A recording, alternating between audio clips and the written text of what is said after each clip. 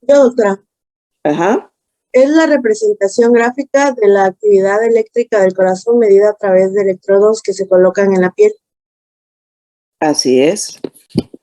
Precisamente la base de esta medición, este tipo de monitoreo, es la transmisión del impulso nervioso. ¿A través de qué?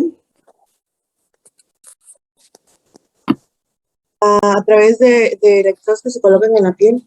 No, sí, eso es como se va a medir. Pero ¿qué representa el impulso nervioso? ¿Por qué sistema está dado? Por el sistema de conducción cardíaca. Ya, por supuesto. O sea, tan sencilla la respuesta que luego en el momento de interpretar, pues no se logra entender.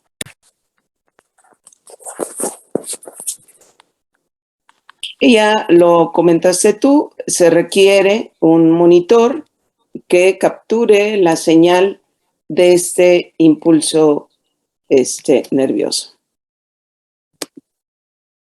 Por lo tanto, desde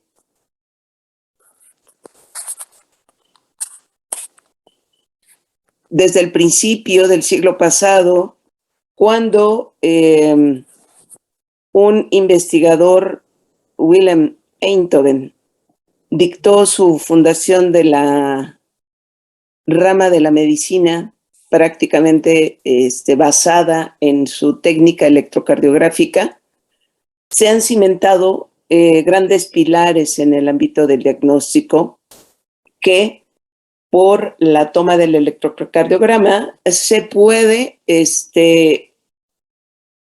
albergar información para realizar un tipo de diagnóstico. Acuérdense mucho que antes de la condición que se requiere para realizar un procedimiento, primero tenemos la base de la clínica.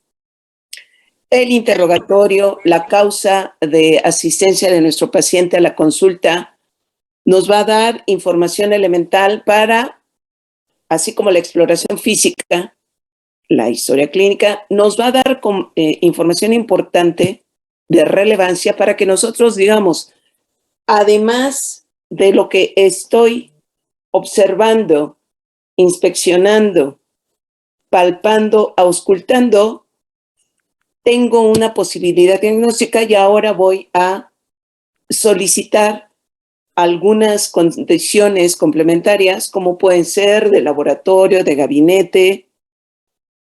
Es más, después de una toma de electrocardiograma, probablemente voy a algo más invasivo, como puede ser un cateterismo. O a lo mejor antes un ecocardiograma para cimentar bien esos puntos de la condición diagnóstica de alguna patología, preferentemente de origen cardíaco. Entonces,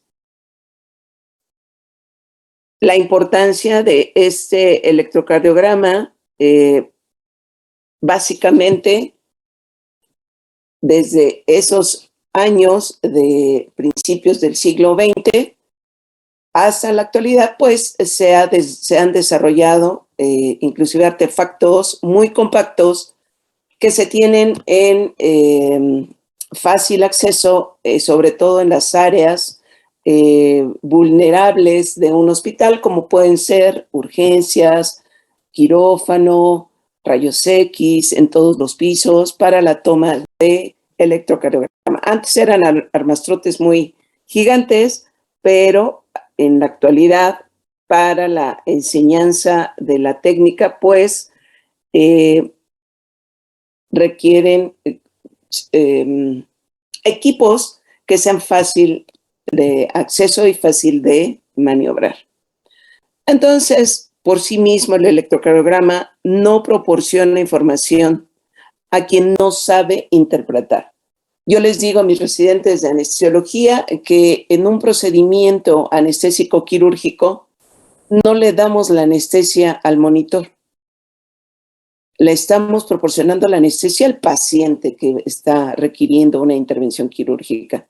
Y estos chicos jóvenes, a veces inexpertos, nada más están viendo hacia atrás de la cabeza del paciente, viendo el monitor.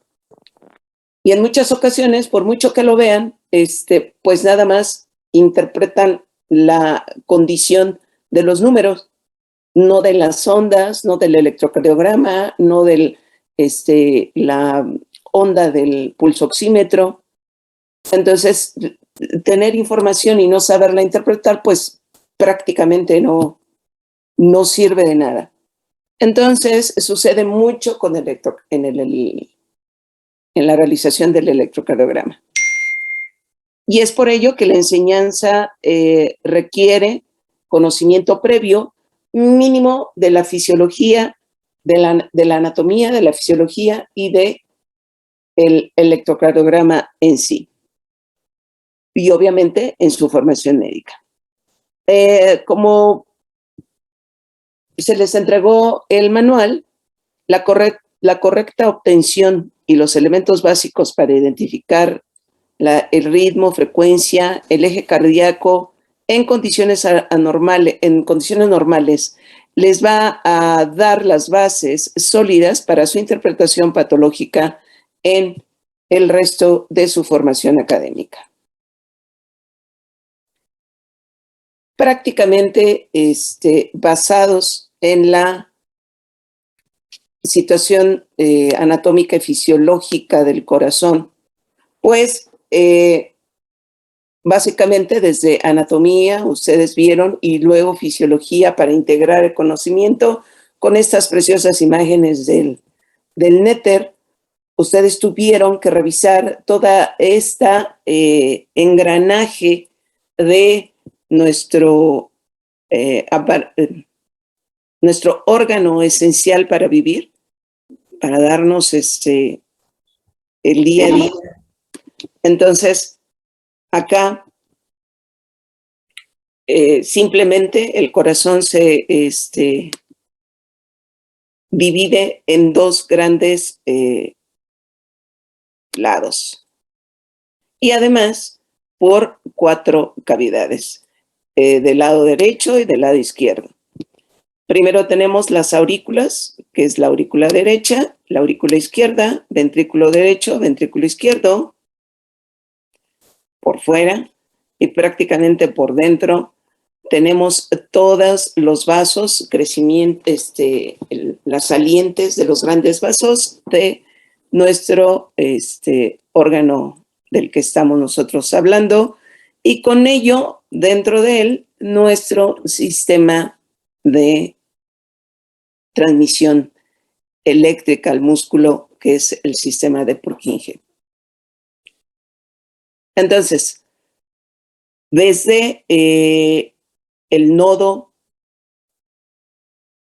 que prácticamente se presenta como el tracto interauricular, que es el haz de Bachmann, hacia la aurícula derecha, junto con las ramas. Unas son las ramas internodales, primero que nada el nodo auricular, que nos va a dar las ramas internodales, luego para llegar al nodo auriculoventricular, dándonos el haz de His.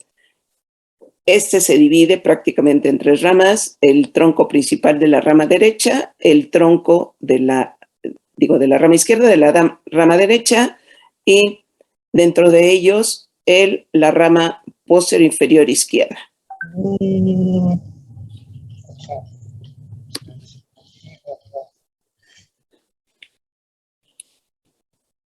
Entonces, el electrocardiograma es el reflejo de las diferencias en el voltaje a través de las membranas de las células del miocardio durante los fenómenos de despolarización y repolarización.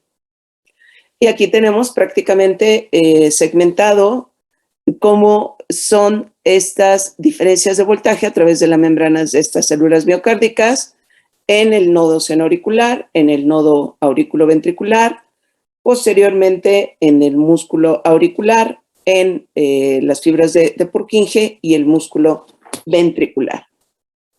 La actividad eléctrica que se genera en el corazón se expresa a través de dipolos, parejas que son parejas de cargas positivas o negativas y que se propagan en la superficie celular. A su vez, estos dipolos generan vectores que tienen magnitud, dirección y sentido. ¿Quién me puede decir cuál es la teoría del dipolo? Chicos.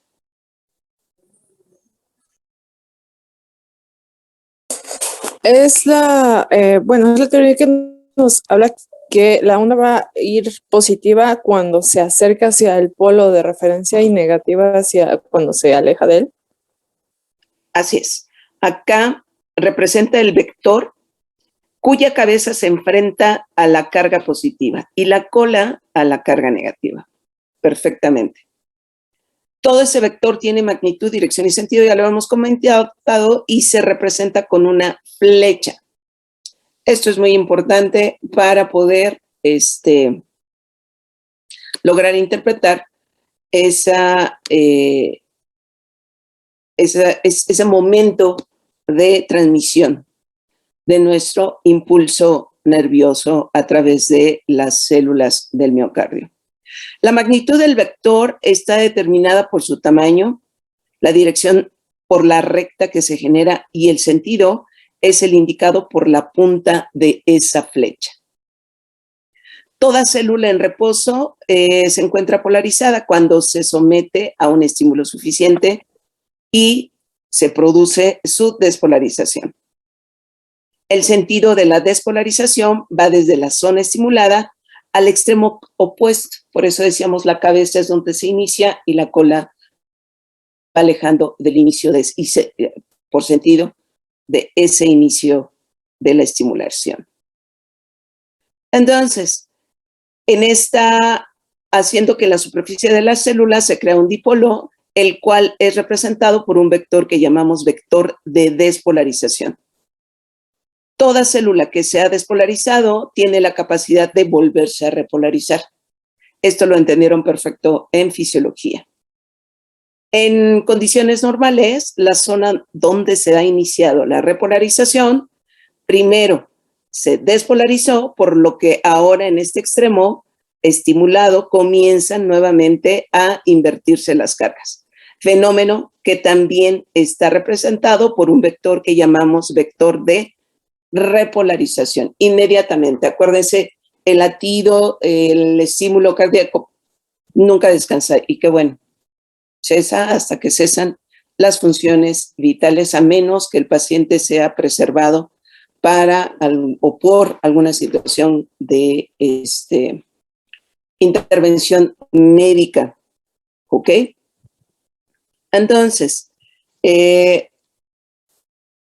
los eventos de despolarización y repolarización se registran a través de electrodos que se localizan en la superficie de las membranas celulares. Si colocamos un electrodo en ambos extremos de la membrana celular, el extremo que tiene la carga negativa produce una deflexión negativa, ya que en este lugar el vector se aleja en todo momento del electrodo explorador, mientras que en el extremo opuesto se inscribirá una onda positiva. Cuando se coloca el electrodo en el centro de la membrana al inicio del vector de la despolarización, se acerca produciendo una deflexión prácticamente positiva y posteriormente al alejarse se produce una deflexión negativa. Si ponemos estos electrodos en puntos intermedios entre los extremos y el electrodo central, por el mismo razonamiento se genera una deflexión con dos modos, una positiva y una negativa o viceversa. ¿Ok? Cuando un vector de despolarización se acerca, el electrodo explorador se hace una deflexión positiva. Y cuando el vector se aleja, se grafica una deflexión negativa. Eso es prácticamente lo que ustedes tienen que recordar.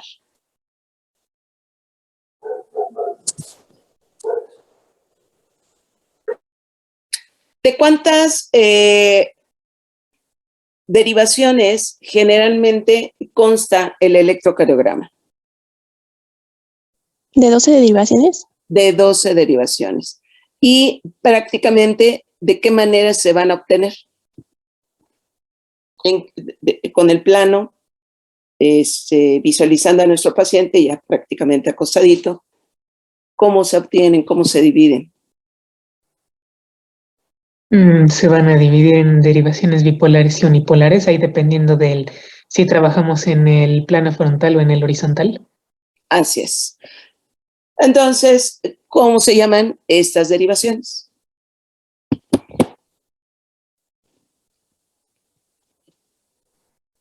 Las unipolares y las bipolares.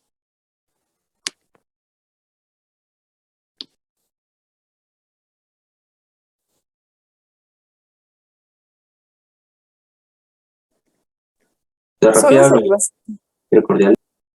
Ajá. En general, pero acuérdense que específicamente tienen un nombre, ¿no? Derivaciones del plano frontal. Ajá. Ya los había dicho tu compañero. ¿En plano frontal o en plano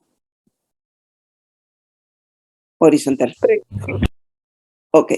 Entonces, siguiendo la secuencia de esta despolarización que parte del nodo sinoauricular, se da la transmisión del impulso hacia el nodo auriculoventricular, se despolariza el tabique interauricular desde la izquierda hasta la derecha, ese es el impulso nervioso, se da la despolarización de la región anteroseptal del miocardio hasta el vértice prácticamente, y luego continúa la despolarización de la masa del ventrículo desde el endocardio hacia el epicardio. Así, en esa secuencia, continúa esta despolarización a la porción posterior de la base del ventrículo izquierdo y los ventrículos prácticamente están despolarizados. Y además de las presiones de la contracción que se da por esta despolarización de las células del miocardio, pues se generan presiones en milímetros de mercurio de una manera simultánea. Por lo tanto, en la diástole se cierra la válvula tricuspidea, en la sístole se cierra la válvula pulmonar y se abre, en esta condición se abre la válvula pulmonar en la diástole también, y posteriormente al reinicio de la repolarización se vuelve a abrir la válvula, se abre la válvula tricuspidea. En esto, lo que es el corazón derecho, en el corazón izquierdo, en la diástole, también se va a cerrar la válvula mitral, se cierra en la sístole la válvula aórtica y esta escotadura dicrota habla prácticamente de la apertura de la válvula mitral.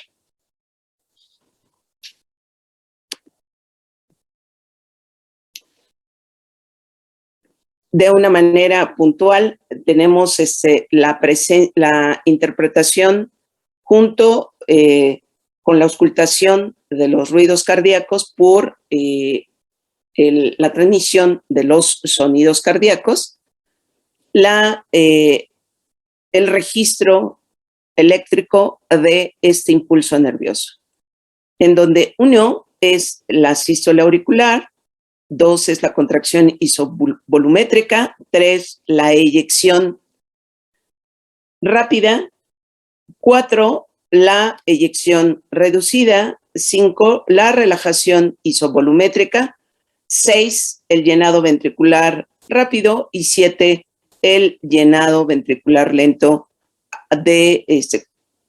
simultáneamente con estas presiones de el corazón. Entonces, comentábamos acerca de las derivaciones del plano frontal. Estas derivaciones corresponden a específicamente la bipolaridad estándar, en donde están conformadas la derivación de 1, de 2 y de 3. Y las derivaciones monopolares de las extremidades que son ABR, ABL y ABF. Las derivaciones bipolares. Prácticamente son derivaciones estándar que van a registrar la diferencia de potencial eléctrico producido entre dos puntos. Ya lo habíamos comentado. Para su registro se van a colocar electrodos en ambas extremidades.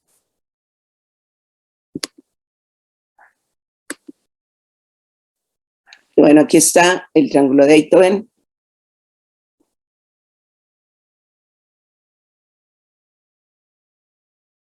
Derivación 1. ¿Quién me puede describir este triángulo de Einthoven?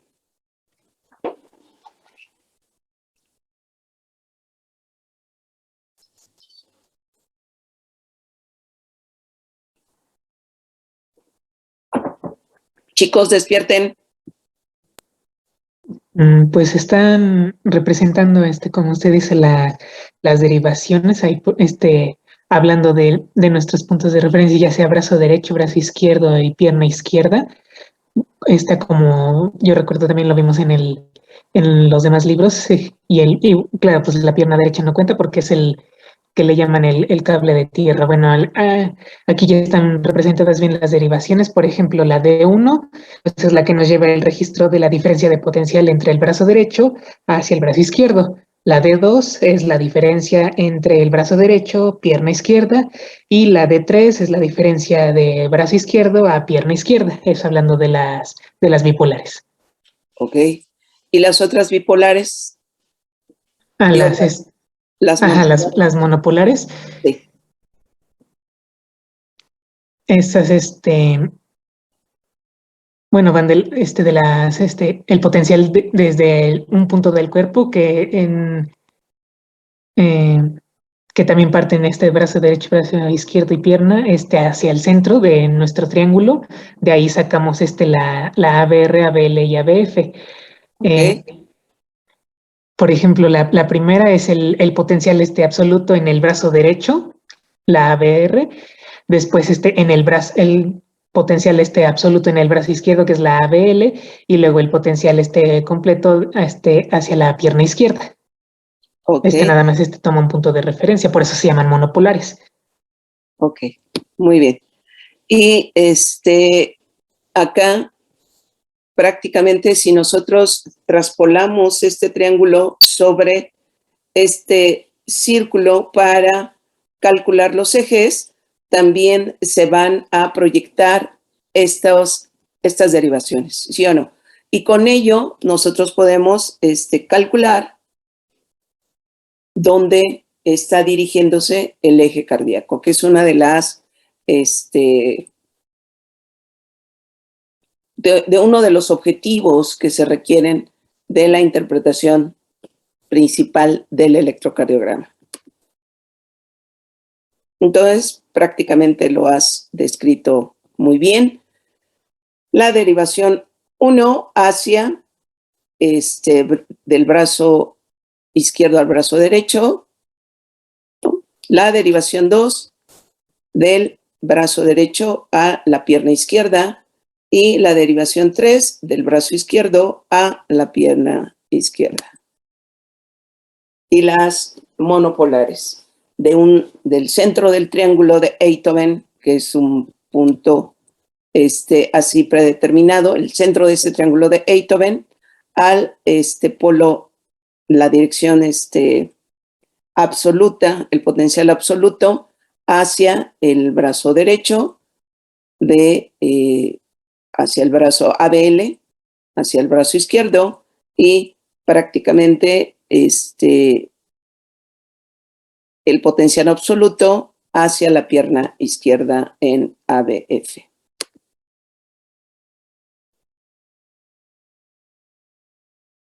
Y entonces las derivaciones precordiales en el plano transversal. Acá nosotros vamos prácticamente a recorrer las caras del corazón. Desde la B1 que va de ventrículo derecho a la parte izquierda, que es el D6. Intermedias prácticamente todas estas porciones, y acá Si nosotros en un plano tangencial vemos la directriz de esta dirección, obtenemos prácticamente las derivaciones precordiales que se propuso por Wilson también, uniendo las derivaciones de los miembros a una central terminal de donde sale un electrodo explorador que va a colocarse en el precordio. Estas derivaciones fundamentalmente son 6, que van de B1 a B6, ampliándose a las derivaciones B1 o B9 y las derechas B3R o B6R.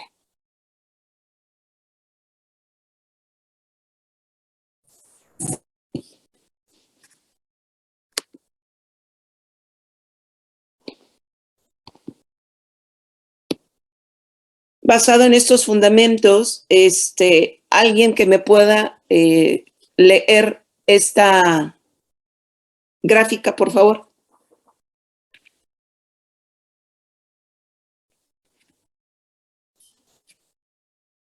Chicos.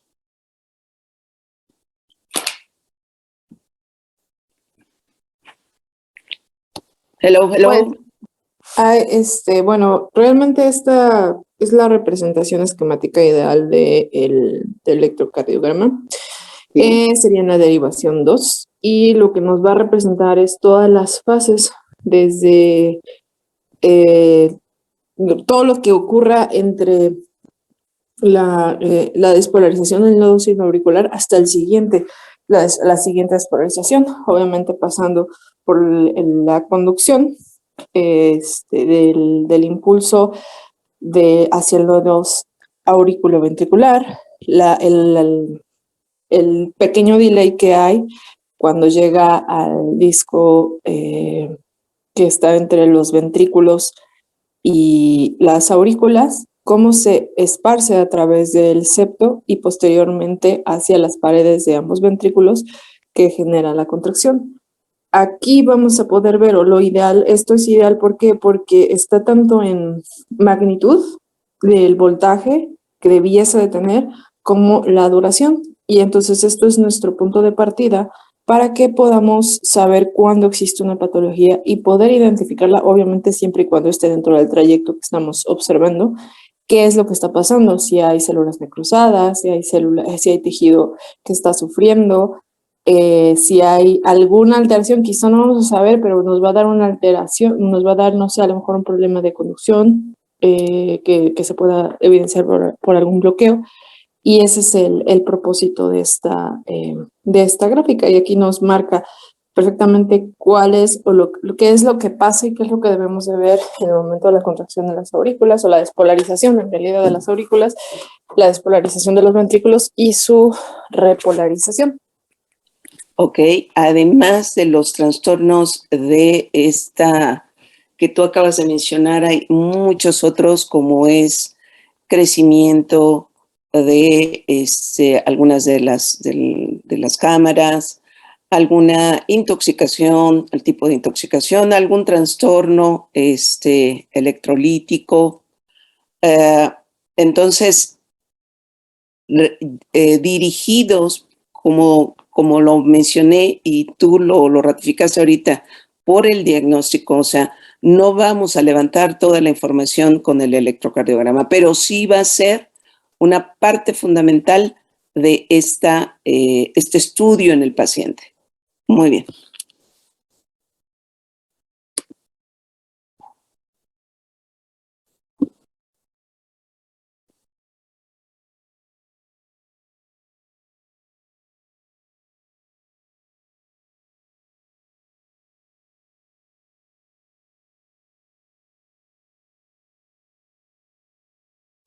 Comentábamos acerca de lo que significa el electrocardiograma normal, lo ideal.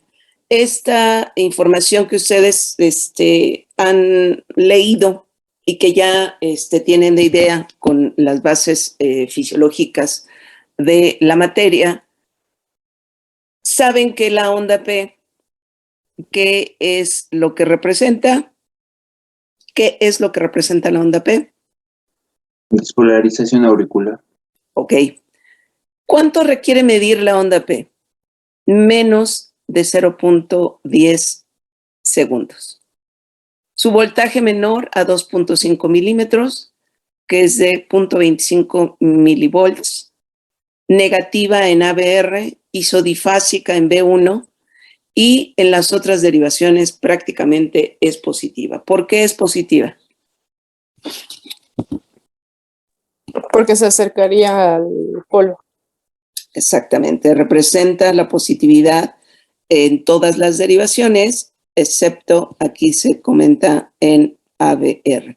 Su morfología, si ustedes lo pueden ver, es de forma redondeada y esta es la medida que requiere.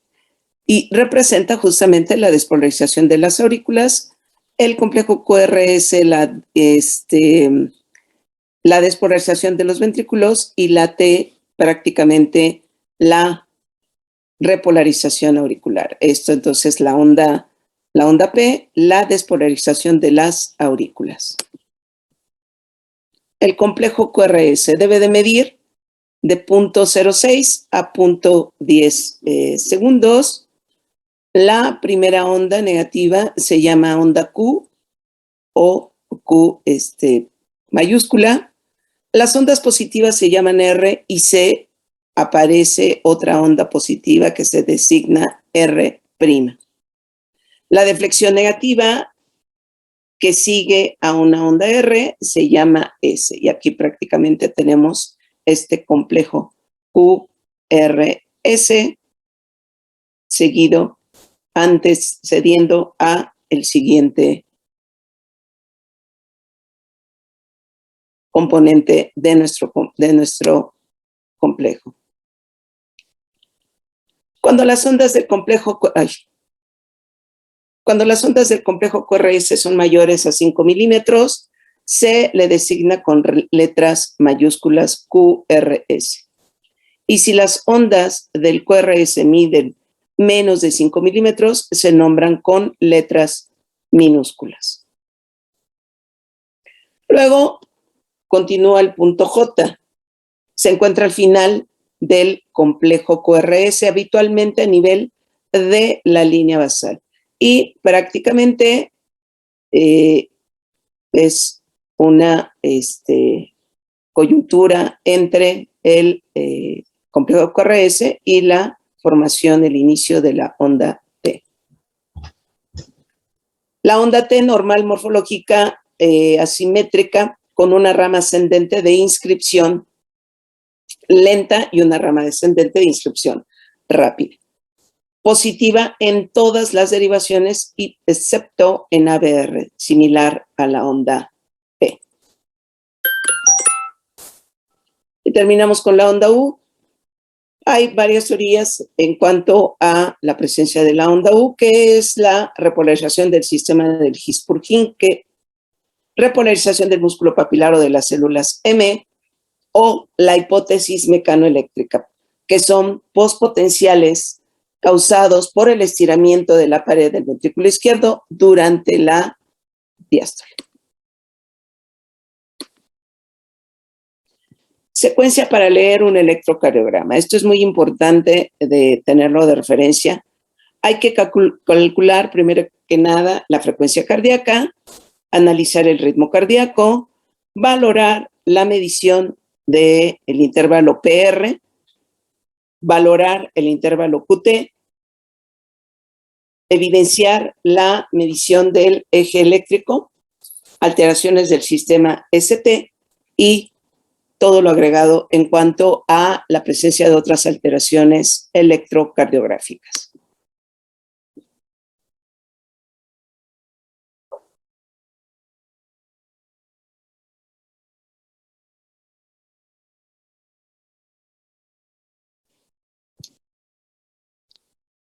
Para poder identificar la frecuencia cardíaca, tenemos nosotros que ver el ritmo regular que se define en normalidad. Acuérdense ustedes que siempre la normalidad viene de mediciones en cuanto que